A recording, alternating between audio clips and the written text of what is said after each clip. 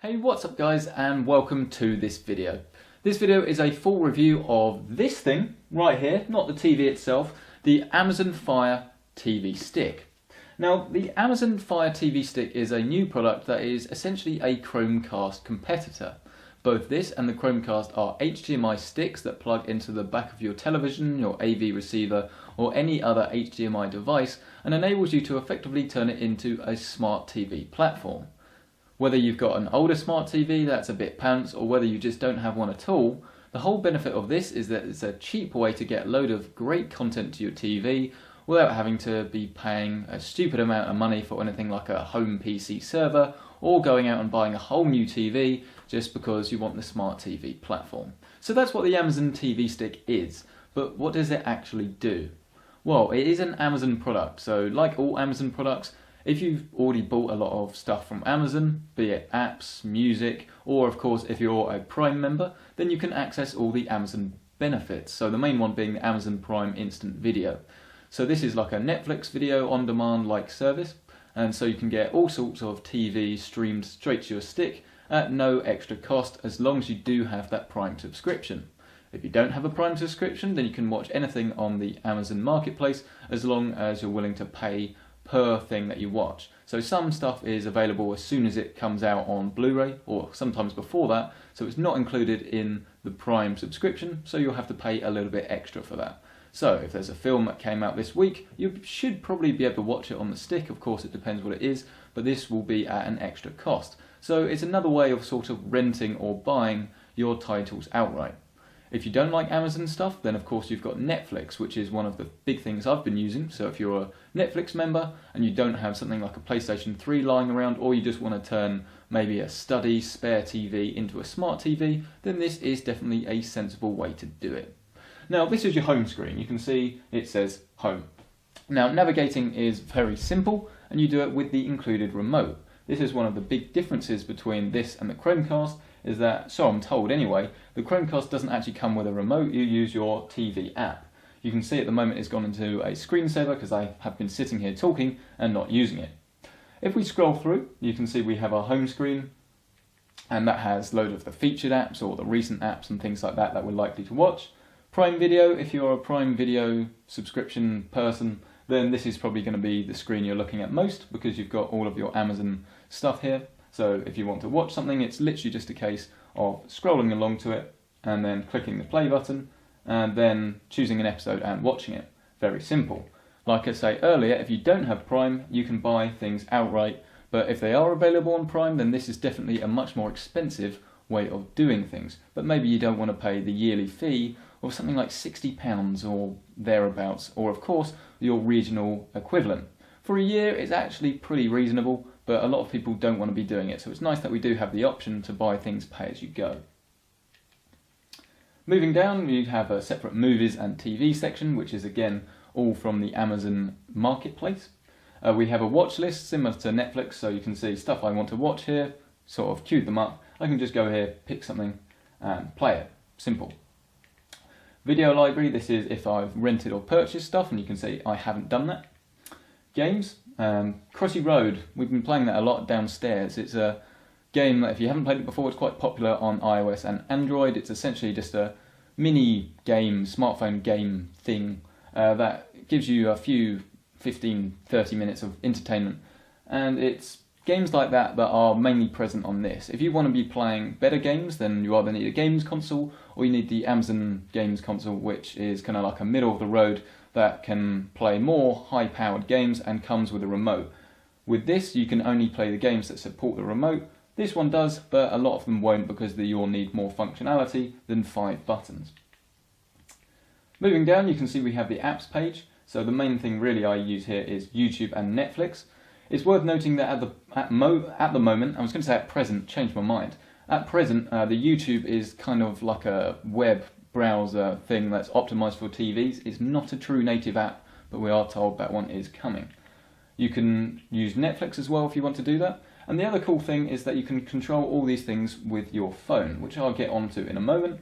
But as I have bought plenty of stuff from Amazon, and the music place, you can see it's all here. So if you've bought a CD, not even the MP3, then of course, if you remember, it all comes with auto rip. so you get your MP3s included whenever you buy an audio CD. So a good example is the Barry White one that I bought. You can see that I can play all my music now through the TV without really having to think about it, because I bought the CD a while back and it is now in my catalogue, so that's quite nice. But it is definitely worth noting that I don't think the quality of the music was brilliant. Granted, I normally listen to the CD itself, but I don't think the quality of the actual music from the streaming services was actually that brilliant. Photos will pop up there if you have any photos that you've stored on the cloud drive or anything like that. Settings, there's plenty of different settings for changing settings. This is of course a Wi-Fi only stick. It doesn't support an Ethernet jack because obviously it's quite a small device. It's pretty much the size of this remote actually, but you should see that from the B-rolls. Now I mentioned earlier that this whole thing is controllable with the included remote and a remote app. So if you have a smartphone, which majority of us do now, or of course a tablet, you can use this as a remote.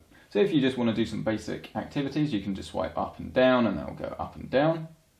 There's a text search here that you can do with the remote, but it's a lot easier to use the smartphone app because you can use voice search. There is another remote that you can buy separately if you don't have a smartphone that will have the voice search, but from what I can tell, the app is actually surprisingly accurate.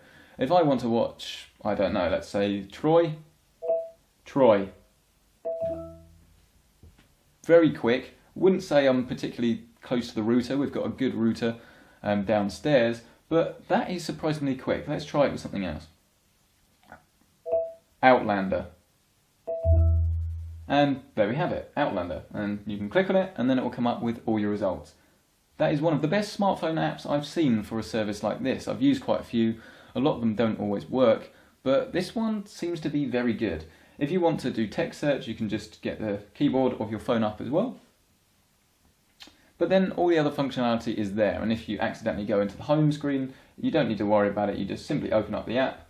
No, I don't want to rate it at the moment, and then it will go right where you left off. So this is a good little service so far. So then that was my guided tour of the Fire TV Stick and of course the remote app. But not all streaming sites and streaming services and streaming sticks are created equal. Performance is going to vary, of course, content is going to vary. So is this actually a stick that is worth buying? Well, if you're an Amazon customer and you've got a lot of Amazon stuff, you've got the Prime Instant Video, then this does make a lot of sense because you're getting all the benefits of an Amazon service through an Amazon stick. So of course they work quite nicely. I really like the search with the smartphone. It really is pretty good. If you're looking for something especially that's not maybe featured, you know it's there but you can't seem to find it in your recent activity or something like that, or someone's told you a program you should be watching, then that is a good amount of functionality. The performance of the stick is very quick. I've never really noticed any slowdown in anything other than games. It's worth noting that you get an included power cable in the box, but you don't have to use this. You can actually just plug the USB cable into the stick and then into the USB port on your television. Now I'm not sure whether you should do this or not though, because whenever you do it, it comes up with a sort of unrecognised power source. But this isn't really that helpful because some power sources I'm sure are going to be absolutely fine, whereas some are going to be a bit underpowered and you're going to get some chugging and things like that. So even though I've been using it with a mixture of the included power adapter and the USB cable, the performance between the two has seemed pretty similar. So maybe it's worth giving it a go, but if in doubt, it's probably worth plugging it straight into the wall, and then you know you're not going to have any problems. Setting it up is incredibly simple. It's just a case of logging into your Amazon account, and then it comes up with this nice little video explaining how to use your stick. The same with the smartphone app. It tells you everything you need to do and how to do it. The app itself is pretty good for the phone, but if you do just want to use the remote, then the remote is pretty slick as well. Don't really have any problems. It's got all the buttons you need. As for the actual sort of playback quality has been pretty good.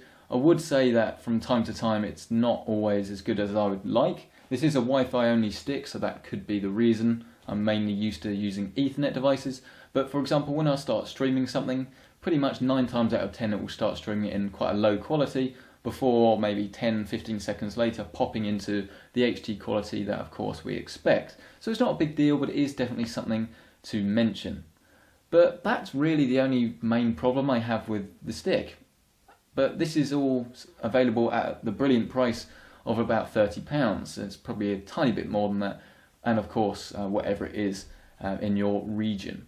So for the value for money prospect, I think it's brilliant. I mean, if you don't have a smart TV, or you have an older smart TV like I did downstairs where it's ancient and it doesn't really have any of the apps you want, this is a great way to almost not waste a good television.